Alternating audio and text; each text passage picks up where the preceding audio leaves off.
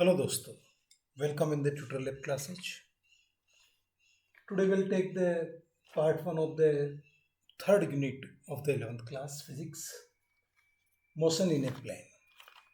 समतल में गति. This is a very interesting chapter. ये बड़ा interesting chapter because motion in a straight line you completed. Now you have to complete the motion in a plane. So what is the difference? That is you have to understand the first motion in a plane. To understand the motion in a plane, one important aspect of the physics quantities you have to be understand. एक बड़ा ही important aspect आता है, that is the scalar and vectors. Quantities को physics में दो तरह में बांटा गया है, एक है स्केलर अदिश और वेक्टर सदिश. आज हम ये पार्ट करते हैं. So let we start it. Motion in a plane. Motion in a straight line means the body is moving only in the one direction.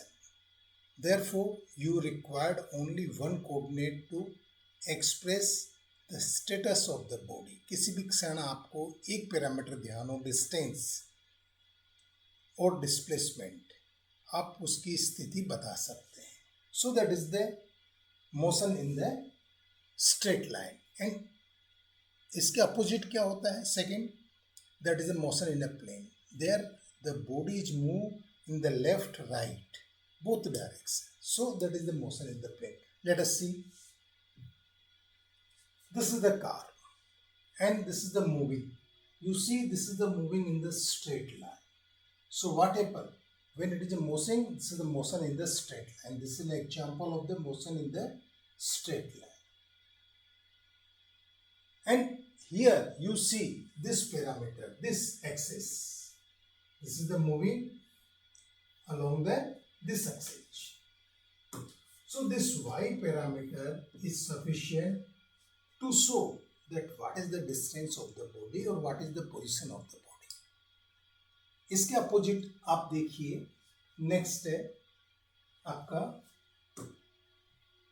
Billiards. एक टेबल है. When you strike to the billiards, क्या होता है? ये देखिए, ये ऊपर भी गई है, इधर भी गई है. It means in this case you require the x-axis. You require the x-axis and y-axis both, because the motion in this direction also, in this direction also, even this direction also. This is in plane. अगर आपका यूं देखिए तो ये आपका zero है, तो ये प्लस एक्स एक्सिस, ये plus Y axis, this is the minus Y axis, this is the minus X axis. So you required the two axis X and Y to define the position of an object. So this is there. Here in this unit you will study that motion in a plane. दो example बड़े important आएंगे इस unit में. One is the projectile motion, second is the circular motion, जो कि दोनों ही motion in plane के एग्जाम्पल है. आओ अपन स्टार्ट करते हैं with the basic concept of the scalar and vectors, because here this concept is become important. Let we start it.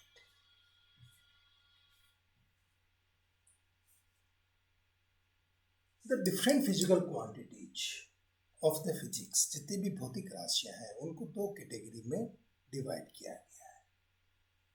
किस कैटेगरी में डिवाइड किया गया? One is the scalar quantity, second is the vector quantities. अदिश राशियां, सदिश राशियां. Scalar quantities are those which required only magnitude to represent them completely. What are the scalar quantities? Those quantities required only magnitude for their complete representation. इनको केवल magnitude चाहिए. जैसे मास है, मास है यू कैन से 50 kg. ये अपने आप में सफिशिएंट है कि किसी वस्तु का मास है या द्रव्यमान 50 किलोग्राम, सफिशिएंट इंफॉर्मेशन, कोई एडिशनल इंफॉर्मेशन नहीं चाहिए आपको. लंबाई है, किसी व्यक्ति की लंबाई है 5.8 inch. So this is sufficient, length is sufficient. So these informations require only magnitude and unit. इनको क्या magnitude unit चाहिए. So they are the different quantities which are the scalar only, just like mass, द्रव्यमान, length, time, temperature,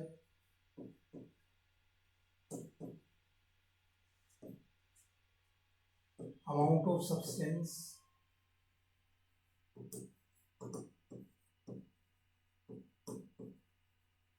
etc. ये जो basic units हैं वो almost सारी, अगर करंट को छोड़ दो तो सारी की सारी आर द स्केलर क्वांटिटी. ये अदिश राशि है. इनमें आपको केवल उसकी वैल्यू और उसकी यूनिट चाहिएगी, and that is the complete one. On other hand the vector quantity, the vector quantities are those quantities which required magnitude as well as direction for their complete representation. Vector सदिश राशियां वो राशियां हैं जिनको व्यक्त करने के लिए परिमाण और दिशा दोनों की आवश्यकता होती है. Just like a displacement. अब आप यहां देखिए तो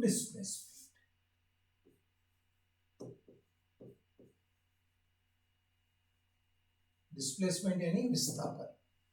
displacement is a vector quantity because in this case you have to be point out the 2 points and shortest distance you have to be direct A to B, so you required or B to A the displacement. That is the vector quantity. It means just like a displacement, आप अगर आपका A बिंदु है B बिंदु है तो आप displacement क्या होगा जब आप एक सीधी लाइन खींचते हो शॉर्टेस्ट डिस्टेंस के लिए. So what this is the you are measuring from A to B, that is the displacement A B, and this is the displacement A B is a vector quantity. Means ये घेरा आपको पूरी information दे रहा है कि विस्थापन आप कहाँ से नाप रहे हो. स्टार्ट कर रहे हो ए से, खत्म कर रहे हो बी पे. This is the displacement vector A B.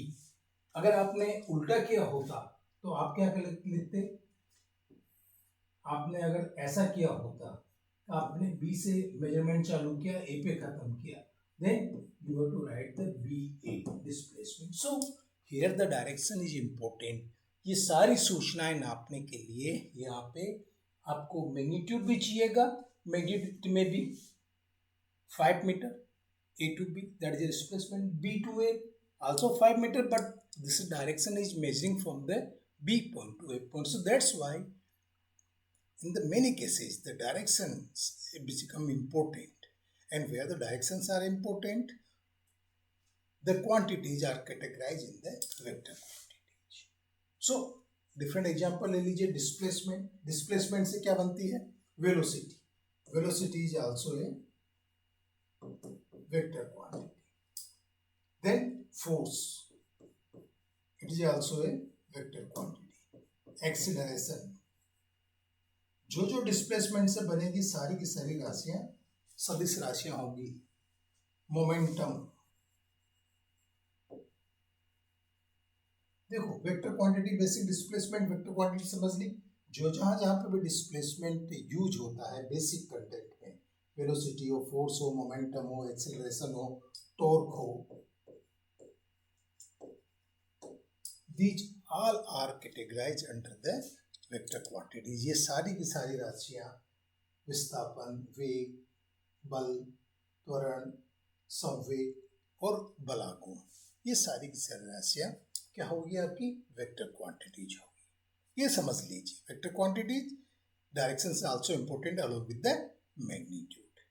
Okay, now come to the next one, that how we can represent a vector quantity. आपको स्केलर के लिए तो क्या चाहिए, केवल magnitude. 200 kilometre it's sufficient information. आपकी मतलब डिस्टेंस कितनी होगी, 200 किलोमीटर डिस्टेंस है. But when a vector you have to define, you define also the direction. तो इनका रिप्रेजेंटेशन डिफरेंट हो जाता है. देखते हैं, देखिए representation of vector.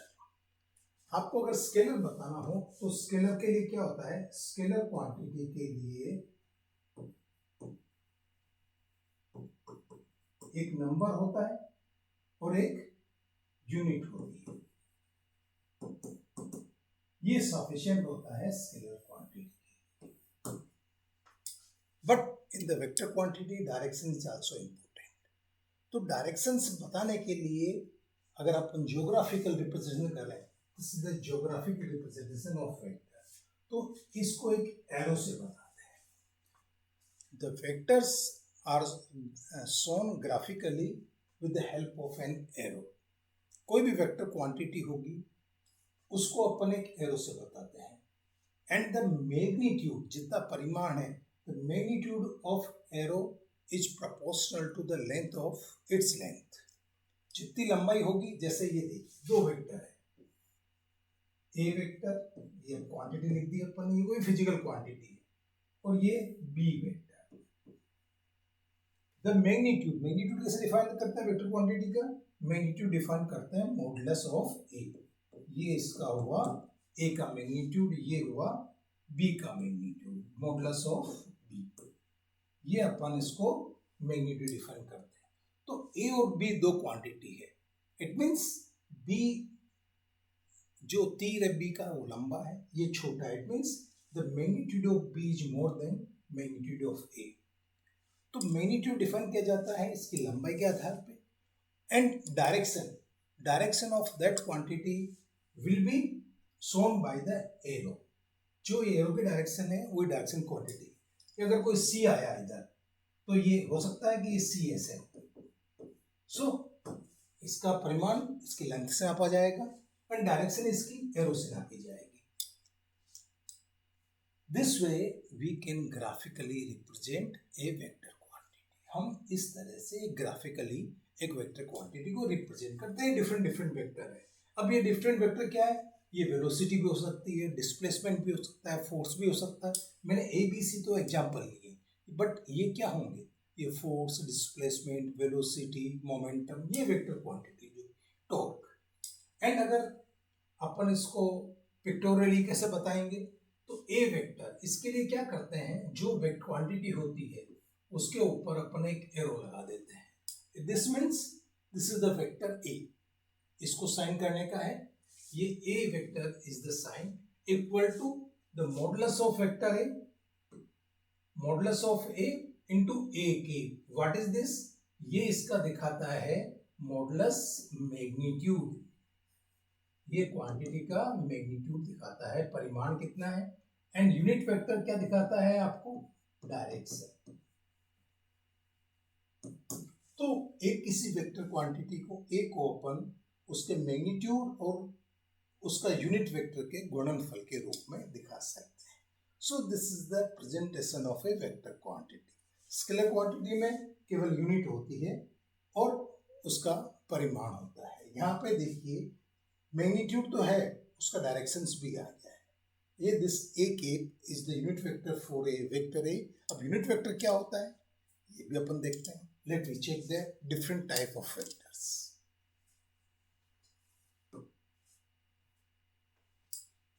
Types of vectors, type of vector different बहुत तरह के वेक्टर्स होते हैं, जिसमें से मुख्य जो डिफरेंट तरह के वेक्टर्स हैं वो अपन यहाँ लेते हैं। देखिए पहला होता है इक्वल वेक्टर, समान सदिश, अनइक्वल वेक्टर, असमान सदिश, पैरेलल वेक्टर, समानांतर सदिश, जीरो वेक्टर, शून्य सदिश, यूनिट वेक्टर, इकाई सदिश, नेगेटिव वेक्टर, विपरीत सदिश एंड कोलिनियर वेक्टर। ये कुछ प्रमुख वेक्टर्स होते हैं। So let us we see this one कि ये कैसे कैसे होते हैं। समान सदिश, इक्वल वेक्टर्स। इक्वल वेक्टर क्या होते हैं, ये जो एरो होता है इनका, जो इनका एरो होता है उनकी लंबाई समान होती है। इट मीन्स समान हो गई, लंबाई समान हो गई, इट मीन्स उनका मैग्नीट्यूड या परिमाण समान हो गया। So in the length will be equal and they are in same direction. So equal length and same direction. अगर एक ही दिशा है और इक्वल लेंथ है तो वो क्या कहलाएंगे, equal vector. So if this is the vector A, this is the vector B, what we can say, the A vector is equal to B vector. ये B वेक्टर, ये दोनों वेक्टर बराबर है. अनइक्वल वेक्टर, ये suppose तीन vector है A, B और C. ये अगर किसी भी एक चीज में अलग हो, या परिमाण अलग हो इनका, या दिशा अलग हो, तो असमान वेक्टर कहलाएंगे. It means here you can say the A vector is not equal to B vector is not equal to C vector. ये असमान वेक्टर हो गए. Parallel vector, third one. Parallel vector, these are the A, B and C. They are three vectors. ये तीन vectors हैं, इनकी लंबाई अलग अलग है. तो लंबाई किससे मालूम पड़ रही है आपको, एरो की लंबाई से. लंबाई अलग अलग है लेकिन इनकी दिशा सेम है. अगर लंबाई अलग अलग हो लेकिन दिशा सेम हो तो these are the known as the parallel vector, समानांतर वेक्टर. सो इनको क्या कह सकते हैं, इनको क्या कहते हैं, A parallel to the B parallel to the C. These are the parallel vectors. Next one is the zero vector. वो वेक्टर जिसका कि मैग्नीट्यूड जीरो हो, वो जिसका मैग्नीट्यूड जीरो हो, वो जीरो वेक्टर कहलाएगा. जैसे कोई बॉडी अगर रेस्ट में, एक कार एक रेस्ट में, तो उसकी वेलोसिटी क्या होगी इस समय, that is the zero. So v equal to zero, but as the velocity is a vector quantity, so that time it is a zero. So vector में also a zero vector. Next one is the unit vector. ये बड़ा important है, ये बड़ा काम आएगा आपके. Unit vector क्या होता है, एनी वेक्टर्स. यूनिट वेक्टर जैसे अपन ने क्या डिफाइन किया, अगर कोई ए वेक्टर है, आपका ये ए वेक्टर है, तो अपन इसका एक ये डिफाइन आता है इसका यूनिट वेक्टर. एंड आपने देखा था, क्योंकि A vector is equal to modulus of A into A के, या you can say the A के is equal to A vector divided by modulus of A. So unit vector is that vector which magnitude is equal to 1 unit, जिसका कि परिमाण एक इकाई हो, वह यूनिट, वह वेक्टर यूनिट वेक्टर कहलाएगा. किसी का भी वेक्टर का यूनिट वेक्टर निकालना हो तो कैसे निकालते हो, उस वेक्टर को उसके मैग्नीट्यूड से डिवाइड कर दो, तो यूनिट वेक्टर की वैल्यू आ जाएगी. अपन चूंकि तीन कोऑर्डिनेट सिस्टम लेते हैं, कार्टेशियन कोऑर्डिनेट सिस्टम, तीन कार्टेशियन कोऑर्डिनेट सिस्टम लेते हैं, एक्स वाई जेड. ये अपन पढ़ा भी है. This is the X axes, this is the Y axes and this is the Z axes. ये तीन एक्सेज अपन लेते हैं. तो unit vector along the X axes is defined by the I, unit vector along the Z axes is defined by the J, unit vector Z axes is defined by the K. ये ध्यान रखिए कि आई जे के अपन define करते हैं unit vector along the X axes, Y axes and Z axes. इसका बहुत ज़्यादा यूज करेंगे अपन. कोई भी वेक्टर दिखाएंगे उसमें यूनिट वेक्टर्स को यूज करेंगे. So what is unit vector, any vector which have magnitude 1 unit, that is known as unit vector. And how it can be calculate, A vector is just equal to the vector A divided by model इस modulus, जितना modulus उससे divide करें. अब आता है एक negative vector. This is also very important. ये A vector है और ये बी वेक्टर है. अब क्या है, this A vector and B vectors, आप इसको यहां से लाइन कीजिए. A vector and B vector are equal in magnitude. ये मैग्नीट्यूड में समान है, लेकिन they are just opposite to each other.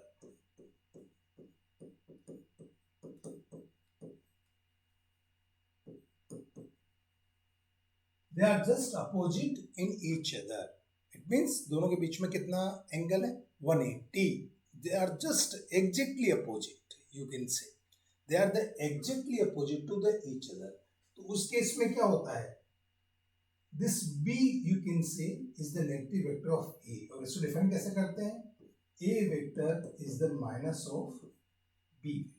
ये बड़ा इंपॉर्टेंट कंसेप्ट है, आपको जरूरत पड़ेगी कि नेगेटिव वेक्टर निकालना है। किसी भी वेक्टर का अगर नेगेटिव वेक्टर निकालना है तो आप उसके पैरेलल लाइन खींच दीजिए और उसका डायरेक्शन अपोजिट कर दीजिए, तो ये नेगेटिव वेक्टर आ जाएगा। And collinear vector, collinear vector क्या होता है, जो एक ही तल में हो। ये देखिए 4 वेक्टर है आपके, ये है आपका A B C and D, these are the collinear vector, क्योंकि ये एक ही लाइन में है। अब एक लाइन में है, ये डायरेक्शन सेम भी हो सकती है, अपोजिट भी हो सकती है, but when they are in the same line, ये जब एक दूसरे के एग्जैक्टली पैरेलल हो, पैरेलल है चाहे सेम डायरेक्शन में जा रहे हैं चाहे अपोजिट डायरेक्शन में जा रहे हैं, these vectors are known as the collinear vectors. This is the major classification of vectors. ये वेक्टर का मेजर क्लासिफिकेशन है, जिसमें कि आप ये ध्यान रखिए, दिस इक्वल वेक्टर, आप इक्वल वेक्टर आप बार बार यूज करेंगे, यूनिट वेक्टर आप बार बार यूज करेंगे, एंड नेगेटिव वेक्टर आप बार बार यूज करेंगे। ये 3 वेक्टर्स आपको जरूरत पड़ेंगे। किसी का इक्वल वेक्टर खींचना हो, you can draw equal vector, just like मैं बता दूं आपको,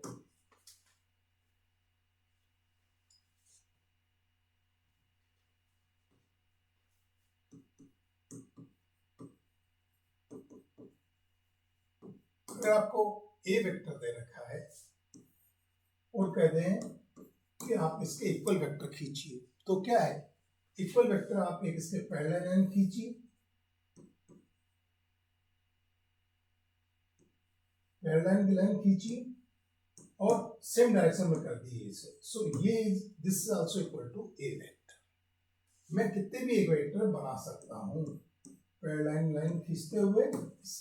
so equal vector you can transfer them, जब आपको जरूरत पड़ेगी आगे कैलकुलेशंस में तो आप उसको शिफ्ट कर पाएंगे इक्वल वेक्टर की सहायता से।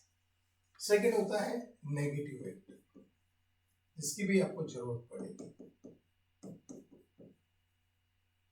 अगर मेरा ये वेक्टर है ए और मुझे चाहिए माइनस ए वेक्टर, मैं क्या करूंगा, इसके पैरेलल एक लाइन खींचूंगा, अपोजिट डायरेक्शन में जस्ट कर दूंगा इसको। They are equal in length, but this is the vector is the minus a. So equal vector मतलब फोटोकॉपी आप कर सकते हैं इक्वल वेक्टर की सहायता से। नेगेटिव वेक्टर इट मींस आप वेक्टर की फोटोकॉपी कर रहे हैं लेकिन अपोजिट डायरेक्शन में कर सकते हैं। So these concept will be the useful in the vector algebra. Our next session will be on vector algebra. क्योंकि सदिश का आप जो जोड़ बाकी गुणा भाग करेंगे वो अदिश के गुणा भाग से अलग होता है। अदिश में क्या करते हैं, स्केलर क्वांटिटीज में आप क्या करते हैं, स्केलर क्वांटिटीज में अगर आपको जोड़ना है, सो 3 feet plus 5 feet divide by 8 feet, ये आपने सीधी लेंथ जोड़ देंगे, या 30 kg प्लस 20 kg 50 kg, ये सीधा न्यूमेरिकल्स हो जाता है, या 3 kg into 2 kg that is equal to 6 kg। अगर 2 स्टूडेंट है आपके, ये छोड़ दीजिए, 3 kg के 2 स्टूडेंट हैं, बच्चे हैं, तो हो सकता है कि 3 kg 6 kg हो जाएगा। सो this is simple multiplication, but ये सिंपल मल्टीप्लिकेशन वेक्टर अलजेब्रा में काम नहीं आता क्योंकि वहाँ पे डायरेक्शंस भी होती है। तो जब आप वहाँ पे मैनिपुलेशन करोगे, उनका प्रोसेसिंग करोगे, मैथड्स लगाओगे, तो आपको मैग्नीट्यूड तो जोड़ने ही जोड़ने हैं बट उनकी डायरेक्शंस भी जोड़नी पड़ेगी। So that algebra is different from the this numerical algebra. So in the next session we will take the vector algebra. Thank you for watching. Please subscribe my